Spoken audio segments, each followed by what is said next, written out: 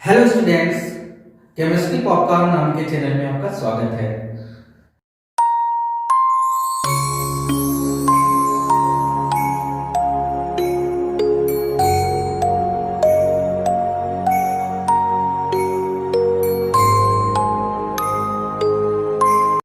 आज के इस क्लास में हम पढ़ने वाले हैं कि डी और ए ब्लॉक के तत्वों के भौतिक गुण क्या क्या होते हैं। तो इसके भौतिक गुण वैसे तो बहुत सारे हैं, आज हम इन सारे गुणों को एक एक कर करके आपको पढ़ाने वाले हैं। तो हमारा जो डी और ए ब्लॉक के तत्वों में पहला जो गुण हम पढ़ने वाले हैं उसका है नाम परमाणिक आकार।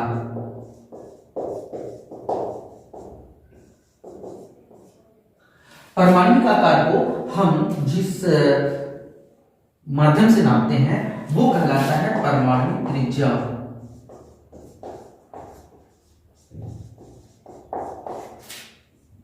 देखिए, परमाणु त्रिज्या क्या होता है। तो जब हम कोई परमाणु देखते हैं, जैसे मान लीजिए हमने ये परमाणु देख लिया और ये परमाणु की मान लीजिए संरचना है। इस परमाणु की संरचना में अलग अलग कोष में अलग अलग इलेक्ट्रॉन भरे होते हैं। आपको पता है 2, 8 इस तरीके से भरे होते हैं। फिलहाल मैं आपको दिखाने के लिए यहाँ पे इलेक्ट्रॉन भरता हूँ। तो यहाँ पे 1 2, यहाँ पे 1 2 3 4 ये हमने इलेक्ट्रॉन भर दिए हैं। और बहत्तम जब जो जो हमारा जो लास्ट का कोष आ रहा है वो बहत्तम कोष कहलाएगा। तो हम मान लीजिए यहाँ पर 2 इलेक्ट्रॉन डाल देते हैं।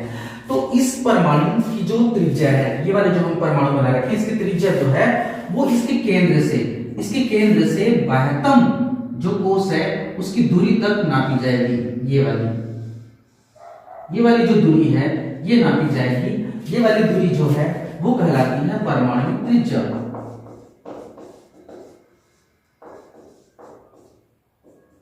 हालांकि परमाणु त्रिज्या नापने के लिए सहसंयोजक त्रिज्या और वाटरफॉल त्रिज्या ये सब इस्तेमाल होते हैं, पर अब उससे हमको मतलब अब यहाँ पे नहीं है।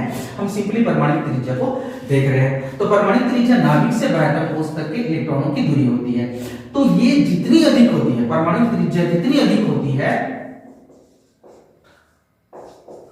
परमाणु का आकार उतना ही बड़ा होता है। ठीक है, तो यहाँ पर हम विशेष रूप से डी और ए ब्लॉक के तत्वों की परमाणु आकार के बारे में बात करने वाले हैं। तो देखिए, परमाणु त्रिज्या या परमाणु आकार ये हमारा टॉपिक है। इसके अंतर्गत मैंने संक्रमण अलग अलग संक्रमण श्रेणी में जो तत्व आते हैं उनके परमाणु त्रिज्याओं के मान को मैंने लिख रखा है, जो त्रिज्याओं का मान पिकोमीटर में। तो आपको यहाँ पर ध्यान से देखना है।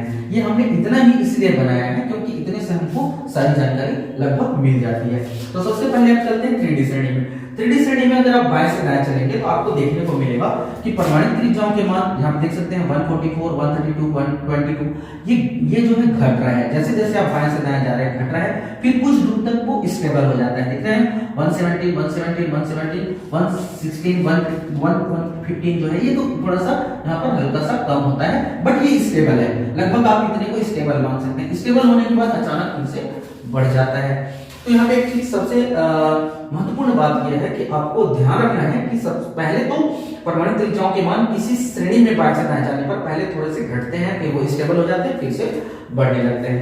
लेकिन अगर आप किसी समूह में, समूह जो होते हैं आपको पता होना चाहिए, सीधा ऊपर से नीचे की ओर आते हैं तो वो समूह हो जाते हैं। तो जैसे आप समूह में चलते हैं, समूह में चलने पर क्या परिवर्तन होता है। तो देखिए, समूह में जो पहले पहले तत्व होते हैं उन तत्वों में बस थोड़ी सी कुछ यानी कहने का मतलब वो अपवाद के रूप में है, और बाकी जो है दूसरे नंबर से, जो दूसरे समूह से, नेक्स्ट समूह से जो तत्व आएंगे वो तत्व जो है वो एक निश्चित प्रकार का पैटर्न दर्शाते हैं। तो चलिए देखते हैं यहाँ पर कैसा समूह है।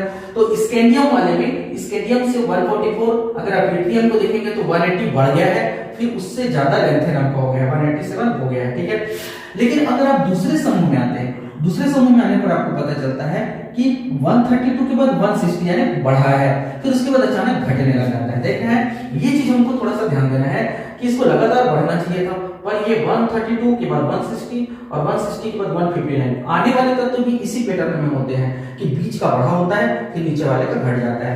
तो यहाँ पर हमने इसको स्टार लगा रखा है। आप देख सकते हैं स्टार का मतलब है ये किसी भी समूह में ऊपर से नीचे आने पर तत्वों की परमाणु त्रिज्या का मान बढ़ता है, लेकिन यहाँ पर एक बहुत अपवाद वाली घटना है कि 32 के बाद 60 बढ़ा है, उसके बाद घट गया।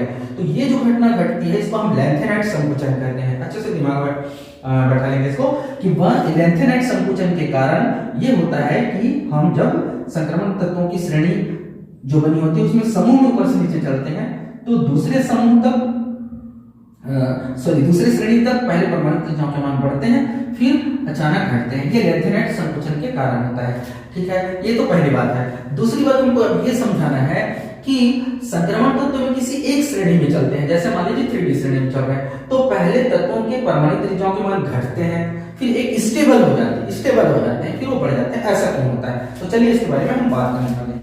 जैसा हमने देखा कि किसी एक संक्रमण श्रेणी में मान लीजिए हम 3D ही मान लेते हैं, उसमें बाएं से दाएं चलने पर पहले जो तत्व होते हैं उनकी परमाणु त्रिज्याओं के मान पहले तो घटते हैं, फिर मिडिल एरिया में आके, मध्य में आके उनके परमाणुओं के तत्वों के जो परमाणु त्रिज्याओं के मान होते हैं वो लगभग सेम हो जाते हैं, फिर लास्ट में फिर से बढ़ जाता है। मैंने अभी जो इसके पहले सारणी बनाई थी उसमें आपने उसको देखा होगा, हम उसी के बारे में बात डील करने जा रहे हैं। अच्छा, ऐसा होता क्यों है? तो सबसे पहले आपको यहाँ पे कुछ चीजों को समझना होगा। तो चलिए हम यहाँ पे बताते हैं। सबसे पहले आपको समझना होगा प्रभावी नाभिकीय आवेश क्या होता है। ठीक है, प्रभावी नाभिकीय आवेश का सीधा संबंध नाभिक से होता है। नाभिक में जितने अधिक मात्रा में धनावेश होगा, धनावेश का मतलब है उसमें जितने अधिक प्रोटॉन होंगे। प्रोटॉन क्या चीज होते हैं? प्रोटॉन जो है वो धनावेश पैदा करते हैं। तो प्रोटॉन क्या होते हैं? प्रोटॉन परमाणु संख्या के बराबर होते हैं। तो किसी का परमाणु, अगर किसी तत्व की परमाणु संख्या ज्यादा है ना भाई, जैसे कि मान लेते हैं मैग्नीज 25 से ज्यादा है, कोबाल्ट 28 की, तो सीधी सी बात है कि हम देख सकते हैं कि कोबाल्ट की परमाणु संख्या ज्यादा है, परमाणु क्रमांक बोलते हैं वो ज्यादा है, तो सीधा सवाल कोबाल्ट के नाभिक में ज्यादा धनावेश होगा और मैग्नीज के नाभिक में कम धनावेश होगा। तो ये जो चीजें हैं जो परमाणु क्रमांक कहलाती है, प्रोटॉन की संख्या या धनावेश को दर्शाती हैं। तो पहला चीज यहाँ पे बताना था प्रभावी नाभिकीय आवेश। तो प्रभावी नाभिकीय आवेश जो है वो परमाणु क्रमांक पर डिपेंड करता है, और ये जो धनावेश होता है वही धनावेश इसके चारों ओर घूमने वाले इलेक्ट्रॉनों को पकड़ के रखता है। ठीक है, अगर ये धनावेश बढ़ता जाएगा तो चारों ओर के इलेक्ट्रॉन और तेजी से उसकी ओर खिंच जाते हैं, आकर्षित होते हैं, जिससे कि परमाणु का आकार घटता है। तो आपको यहाँ पे एकदम सीधा सवाल ध्यान देना है कि प्रभावी नाभिकीय आवेश अगर बढ़ता है, प्रभावी नाभिकीय आवेश बढ़ता है तो परमाणु का आकार या उसकी त्रिज्या घटती है, यानी उसका आकार घट जाता है। पहला पॉइंट। दूसरा पॉइंट, लेकिन हमको ये भी जानना चाहिए कि नाभिक के चारों ओर जो इलेक्ट्रॉन होते हैं वो कोषों में होते हैं, कक्षाओं में होते हैं, ये भी पता होना चाहिए आपको। तो मान लेते हैं ये नाभिक है, देखिए फिर से हमने ये नाभिक यहाँ पे ले आया है। अब यहाँ पे हमने कोष बना रखे हैं, अलग अलग ऊर्जा स्तर होते हैं, कोष होते हैं, K, L, M, N आपने पढ़ा होगा।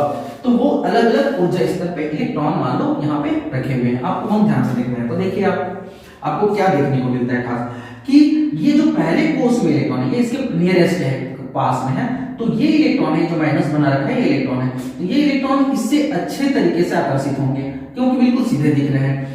फिर ये वाला जो है नेक्स्ट कोष में अगर हम आ जाते हैं तो वहां के इलेक्ट्रॉन भी नाभिक के साथ सीधी संपर्क में आ रहे हैं, यानी नाभिक अच्छे से उनको आकर्षित कर पाएगा। परंतु अगर आप ध्यान देंगे तो वो लास्ट वाले इलेक्ट्रॉन के बारे में बात कर रहा हूं मैं, ये वाले इलेक्ट्रॉन के बारे में।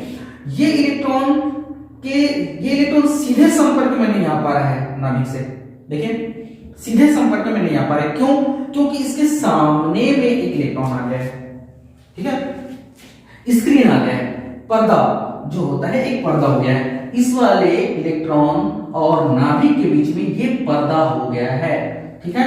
तो पर्दा होना जो होता है दैट इज कॉल्ड परिरक्षण प्रभाव, स्क्रीनिंग इफेक्ट।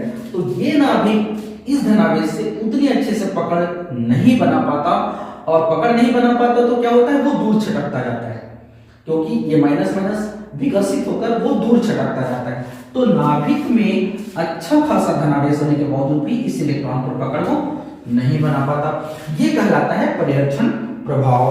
तो आपको दोनों को ध्यान से समझना है। अब यहाँ पे हम देखते हैं कि जब हम परमाणु क्रमांक, जैसे कि मान लिया हमने 3D श्रेणी में बाएं से दाएं हम चले, ठीक है, बाएं से दाएं चले तो क्या हुआ, इसका परिणाम क्या हुआ, इसका परिणाम हुआ कि परमाणु क्रमांक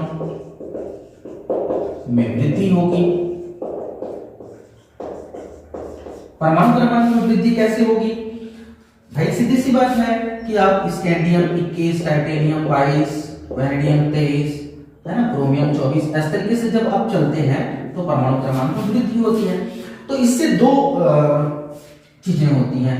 पहला, इसके फिर क्या परिणाम होते हैं? इसका परिणाम ये हो जाता है कि प्रभावी नाव की आवेश में वृद्धि, प्रभावी नाव की आवेश में वृद्धि। अब भाई परमाणु क्रमांक बढ़ेगा तो परमाणु नाव की आवेश में वृद्धि होगी, और वृद्धि होगी तो क्या होगा? इसका परिणाम क्या होगा? इसका परिणाम ये होगा कि परमाणु का आकार घटेगा, घटेगा, ये वाला कंडीशन है। धनावेश बढ़ेगा तो इलेक्ट्रॉन उससे ज्यादा आकर्षित होंगे, चिपकेंगे, साइज छोटी होगी। अब यहाँ पे दूसरा पॉइंट आ जाता है कि परमाणु क्रमांक में जो वृद्धि हो रही है उसके कारण परिरक्षण प्रभाव का क्या है? परिरक्षण प्रभाव। तो परिरक्षण प्रभाव भी जो है, परिरक्षण प्रभाव में भी वृद्धि होती है। ध्यान से सुनेंगे, परिरक्षण प्रभाव में भी वृद्धि होती है। परिरक्षण प्रभाव में वृद्धि होगी तो क्या होगा? परमाणु का आकार क्या हो जाएगा? बढ़ेगा। आपको यह समझना है कि परिरक्षण प्रभाव और परमाणु का परिरक्षण प्रभाव और नाभिक आवेश दोनों एक दूसरे के जस्ट अपोजिट होते हैं। ठीक है, अब हम यहां पर ध्यान से देखते हैं। देखिए ये वाला जो पैटर्न है, क्रोमियम में आप कुछ और लिख देता हूं, मैग्नीज 25, आयरन 26। तो आप यहां पर ध्यान से देखिएगा, जब हम किसी संक्रमण तत्व की श्रेणी में बायस करना चाहते हैं, जैसे हम जा रहे हैं scandium, titanium, vanadium, chromium, manganese, iron, इधर हम जा रहे हैं, तो क्या होता है? शुरू में आप देखेंगे कि 21, 22, 23 जो है परमाणु क्रमांक बढ़ रहा है। तो शुरू में परमाणु क्रमांक बढ़ता है तो नाभ की आवेश बढ़ने लगता है, नाभ की आवेश बढ़ने लगता है। नाभ की आवेश बढ़ने के कारण तत्वों की साइज छोटी होती चली जाती है, परंतु कुछ दूर जाने के बाद उसमें परिरक्षण प्रभाव भी लागू होना शुरू हो जाता है। परिरक्षण प्रभाव लागू होना शुरू हो जाता है, परिरक्षण प्रभाव से साइज में वृद्धि होती है। तो एक तो साइज को घटा रहा था, लेकिन दूसरा नेक्स्ट थोड़ी दूर बाद में मिडिल एरिया में एक दूसरा प्रभाव भी लागू हो गया जो कि साइज को बढ़ा रहा है। तो एक साइज को घटाने की कोशिश कर रहा है, एक साइज को बढ़ाने की कोशिश कर रहा है। इस क्रम में मिडिल ऑर्डर के जो तत्व होते हैं उनके परमाणु की त्रिज्या लगभग समान हो जाती है। ठीक है, फिर लास्ट में जब हम पहुंचते हैं तो लास्ट में पहुंचने के बाद परीक्षण प्रभाव बहुत हावी हो जाता है। तो परीक्षण प्रभाव बहुत हावी हो जाता है तो परमाणु की त्रिज्या का मान अचानक बढ़ जाता है। ठीक है, तो ये परमाणु त्रिज्याओं के मान में जो सीक्वेंस है, जो क्रम है, इसके बारे में मैंने आपको बताया है। संक्रमण तत्वों के भौतिक गुण में दूसरा जो गुण होता है वो है धात्विक गुण। तो धात्विक गुण जो है कोई बहुत विस्तृत नहीं है आपको, लेकिन कुछ महत्वपूर्ण बिंदुओं को समझना है। देखिए, जितने भी संक्रमण तत्व होते हैं सब धातु होते हैं, और मरकरी, पारा जानते होंगे आप, पारा को छोड़कर बाकी सभी ठोस होते हैं। और सभी धातुओं में आपने जो ठोस अवस्था पढ़ रखा होगा, तो उसमें सभी धातुओं में HCP, हेक्सागोनल क्लोज पैकिंग, है ना, फेस सेंटर्ड ट्यूब, है ना, और BCC प्रकार की जो है संकुलन व्यवस्था पाई जाती है। ये जो व्यवस्था है ये ठोस अवस्था आपने पढ़ा होगा, अगर आपने नहीं पढ़ा होगा तो बाद में इसका हम वीडियो अलग से बना के डाल देंगे। तो ये व्यवस्था पाई जाती है, लेकिन यहां पर बात यह आता है संक्रमण तत्वों में कुछ तत्वों की कठोरता अधिक होती है, कुछ तत्वों में थोड़ा नरमाहट होता है। जैसे जिंक होता है वो काफी नरम होता है, लेकिन अगर आप मैग्नीज देखेंगे तो काफी कठोर होता है। ठीक है, तो अलग अलग कठोरता क्यों पैदा हो रही है? ठीक है, तो इसमें पहले तो हम ये पढ़ेंगे कि धात्विक गुण क्यों आ रहे हैं और धात्विक गुण के बाद में कठोरता अलग अलग क्यों है। तो सबसे पहले धात्विक गुण का कारण क्या है, तो आपको यहाँ पे समझना होता है कि संक्रमण तत्वों का सामान्य विन्यास, संक्रमण तत्वों का सामान्य विन्यास जो होता है, ये मैंने आपको पिछले वीडियो में पढ़ाया है। अगर आप देख सकते हैं जाके, तब आपको सामान्य विन्यास समझ में आएगा। संक्रमण तत्वों का सामान्य विन्यास n-d 1 to 10 और ns 1 to 2 होता है। ये सामान्य विन्यास मैंने पिछले वीडियो में बताया, और ये भी बताया कि इसकी जरूरत हमको बार बार पड़ेगी, अच्छे से आप देख लीजिएगा। ठीक है, ये होता है। देखिए, तो यहाँ पर हमको दो प्रकार के कक्षक मिल जाते हैं। ठीक है ना, यहाँ पर दो प्रकार, ये कॉमन है, यहाँ पर हमको दो प्रकार के कक्षक मिल जाते हैं, n-1d और ns। देखिए, एस कक्षक जो होते हैं उसमें 1 से 2 इलेक्ट्रॉन होते हैं। एस कक्षकों द्वारा बनाया गया जो बंध होता है, यहाँ पर ध्यान से समझेंगे, एस कक्षकों द्वारा जो बनाया गया बंध होता है वो शुद्ध रूप से धात्विक बंध होता है। एस कक्षकों द्वारा, एस कक्षक के इलेक्ट्रॉनों द्वारा, इस कक्षक के इलेक्ट्रॉनों द्वारा बनाया गया बंध जो है वो धात्विक बंध होता है। इसको अच्छे से आप जान जाएंगे। देखिए, अगर एस कक्षक के इलेक्ट्रॉन अगर कोई बंध बना रहे हैं तो धात्विक बंध होता है। ऐसा कहां होता है? एस ब्लॉक के तत्वों में सारे धातु होते हैं, ठीक है। तो एस ब्लॉक के तत्वों द्वारा बनाया गया बंध धात्विक बंध होता है। परंतु यहाँ पर एस ब्लॉक के जो इलेक्ट्रॉन है वो बंध तो बनाएंगे, साथ में n-1 डी कक्षक के इलेक्ट्रॉन भी बंध बनाने में भाग लेते हैं, ठीक है। तो दूसरा ये है, पहला तो ये है, दूसरा ये है कि डी कक्षकों द्वारा या n-1 डी कक्षकों द्वारा, कक्षक के इलेक्ट्रॉनों द्वारा, कक्षकों के इलेक्ट्रॉनों द्वारा डी पाई बंध भी बनाए जाते हैं। डी पाई बंध क्या होते हैं? इसको n पाई भी लिखा जाता है। इससे मतलब यह है कि डी कक्षक भी जो है वो बंध बनाने में भाग ले लेते हैं। तो इलेक्ट्रॉनों द्वारा डी पाई बंध बनाए जाते हैं, जो कि धातुओं में कठोरता पैदा करते हैं, धातुओं में कठोरता उत्पन्न करते हैं। तो यहां पर दो बातें हैं कि धातु होना और धातु का कठोर होना दोनों अलग मैटर है। तो धातु होना क्यों हो रहा है? एस कक्षक के इलेक्ट्रॉन के कारण। एस ब्लॉक के सारे तत्व धातु होते हैं लेकिन वो कठोर नहीं होते, ठीक है। जैसे सोडियम को आप चाकू से आराम से काट सकते हैं, लेकिन यहां पर जो डी ब्लॉक के तत्वों के में धात्विक बंध तो बना होता है, लेकिन जो डी कक्षकों द्वारा, जो n-1 डी कक्षकों द्वारा जो इलेक्ट्रॉन द्वारा जो बंध बनाए जाते हैं वो इलेक्ट्रॉन डी पाई बंध होते हैं, ठीक है। इसको डी बंध भी बोला जाता है। तो ये जो बंध बनाए जाते हैं इसके कारण उसमें कठोरता पैदा होती है। अच्छा, ये बंध किस टाइप के होते हैं? ये तो एस द्वारा बनाए गए धात्विक बंध होते हैं। ये जो बंध होते हैं वो सहसंयोजक बंध होते हैं। थोड़ा अच्छे से मैं मार्क कर देता हूं, ये जो इस प्रकार के बंध होते हैं वो सहसंयोजक बंध होते हैं, ये धात्विक बंध नहीं होते।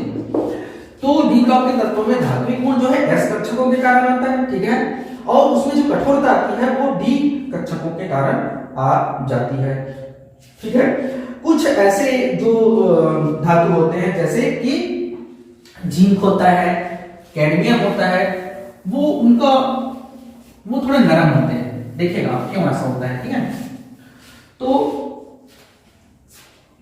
जिंक को अगर हम देखें तो यहां पर जिंक का विन्यास 3d10 है, ठीक है। अगर आप देखेंगे तो यहां पर हम आगे में आर्गन लिख देते हैं, ठीक है। और यहां पर कैडमियम का अगर देखेंगे तो क्रिप्टॉन 4d10 5s2। ये आप देखेंगे तो आपको पता चलेगा कि जिंक और कैडमियम थोड़े नरम होते हैं। नरम क्यों होते हैं? क्योंकि इनमें डी जो है वो पूरा भरा होता है। अच्छा, डी पूरा भर जाए तो कोई बंध बनाता नहीं है, वो डी पूरा भर जाए तो वो शांत हो जाता है, वो कोई नए बंध नहीं बना पाता। इनमें सिर्फ धात्विक बंध बनते हैं। ध्यान से सुनिएगा, जिंक, कैडमियम, मरकरी जो होते हैं ऐसे तत्व होते हैं। मरकरी का विन्यास बना के कमेंट बॉक्स में लिखिएगा, ठीक है।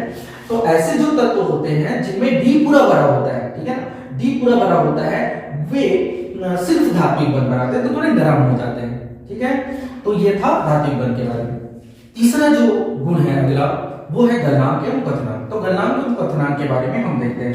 तो सिंपल सा एक पहला होता क्या है कि जितने भी संक्रमण तत्व होते हैं उनके गलनांक क्वथनांक काफी ज्यादा होते हैं। सबसे पहले आपको ये जान लेना है, क्योंकि धातु होते हैं, आपने देखा होगा सोना, मैंगनीज, क्रोमियम, ये सब बहुत उच्च ताप पर पिघलते हैं। गलनांक इनका काफी ज्यादा होता है। गलनांक ही ज्यादा है तो क्वथनांक तो ज्यादा हो गई। तो यहाँ पर बात जो है, पहला आप कॉमन शब्द लिखते हैं वो है कि संक्रमण तत्वों के गलनांक एवं क्वथनांक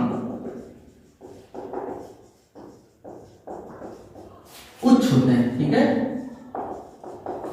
पहले ये कॉमन है, लेकिन इसमें कुछ अपवाद हैं।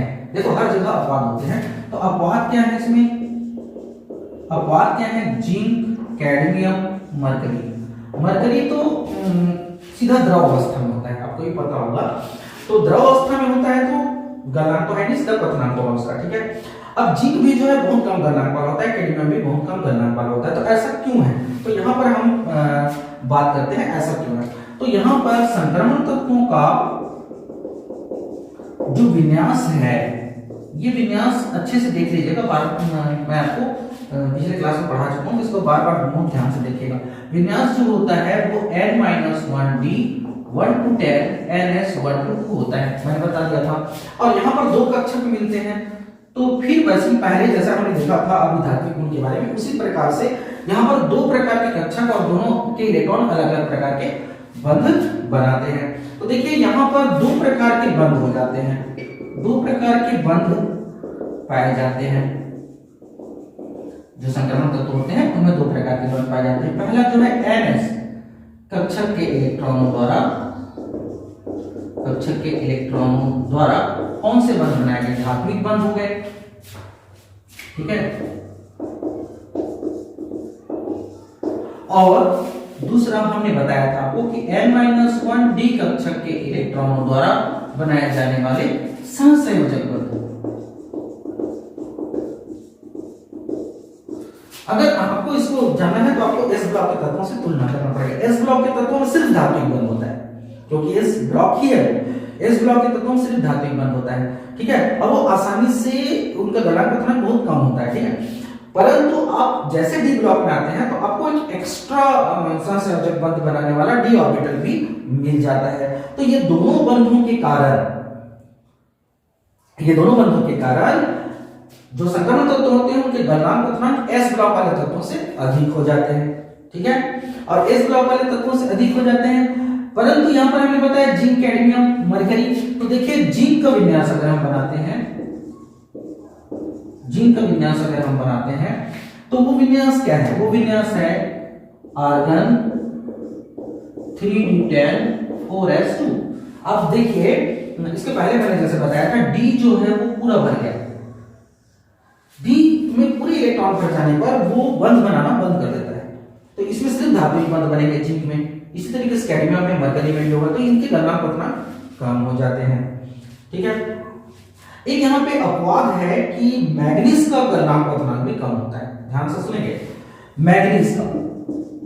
मैग्नीज का हम विन्यास देखते हैं, तो मैग्नीज का विन्यास होता है आर्गन 3d5 4s2। अगर आप इसको देखेंगे तो आप बोलेंगे कि यहाँ पे क्यों गलनांक पथनांक घट गया? तो इसका कारण यह है कि डी में 5 इलेक्ट्रॉन होने पर वो स्टेबल हो जाता है। देखिए डी में 5 या डी में 10 होने पर वो थोड़ा स्टेबल हो जाता है, वो अपने आप को डिस्टर्ब करके बंद बनाना नहीं चाहता।